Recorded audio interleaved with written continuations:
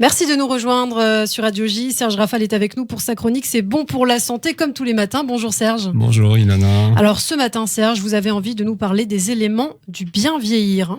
Oui, Ilana, pour diverses raisons, nos aînés se nourrissent mal et ne bougent pas assez, ce qui n'est pas sans conséquence sur leur état de santé. Ouais, c'est vrai qu'on le voit beaucoup. Qu'est-ce qui concourt justement à cette malnutrition en quelque sorte ? Les personnes âgées se nourrissent mal pour de nombreuses raisons. Leur âge, leur manque d'appétit, oui, parfois l'état dentaire, parfois leur maladie, les traitements, l'environnement. Vous voyez, c'est vraiment très plurifactoriel. Et cela peut avoir du coup plusieurs conséquences, on imagine. Oui. Alors, à minima, une fatigue dont ils se plaignent presque tous, une véritable apathie pour certains, une altération de l'état général plus ou moins importante, avec parfois un amaigrissement et une fonte musculaire très inopportun.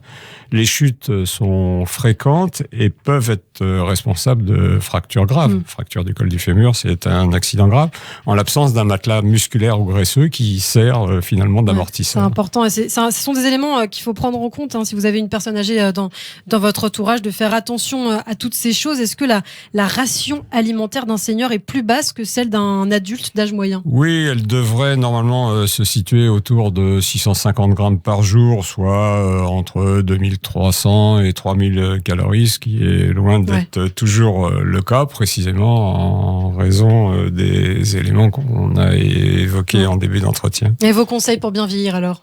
D'abord, une alimentation variée. Alors, c'est pas toujours facile à mettre en œuvre parce que avant de manger diversifié, il faut les obliger à manger tout court et ils n'ont pas toujours faim. Essayez de leur faire manger un repas complet avec entrée, plat, dessert, ce qui est rarement le cas. Et la dénutrition, ça constitue évidemment un facteur péjoratif pour la santé, sans oublier la déshydratation qu'il faut absolument prévenir, même hors période de canicule.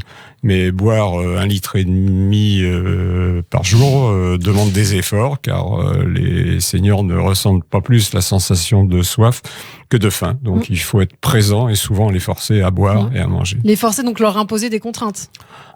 J'aime pas imposer des contraintes, essayer de définir un cadre, donc les inciter ou les obliger à prendre leur repas à heure régulière, si possible en commun, de façon à éviter l'isolement social dont ils souffrent fréquemment.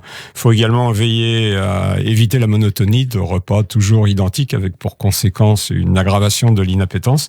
Et je me souviens d'une anecdote d'un patient que nous avons reçu à l'hôpital qui était arrivé aux urgences avec un scorbut. Vous savez, scorbut qui était une maladie du Moyen-Âge, qui avait décimé les galions qui traversaient les mers.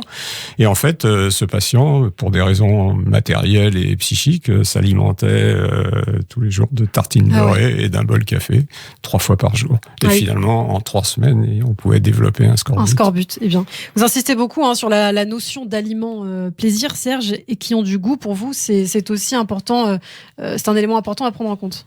On n'évoque pas Ilana, cette notion de plaisir.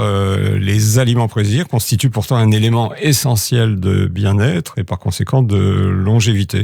Et je pense qu'il y a un moyen simple, c'est de faire appel à des condiments qui rehaussent le goût tout en étant abordables financièrement. Bon, on a surtout parlé de nourriture ce matin, mais il n'y a pas que les repas, bien sûr, dans le bien vieillir, Serge.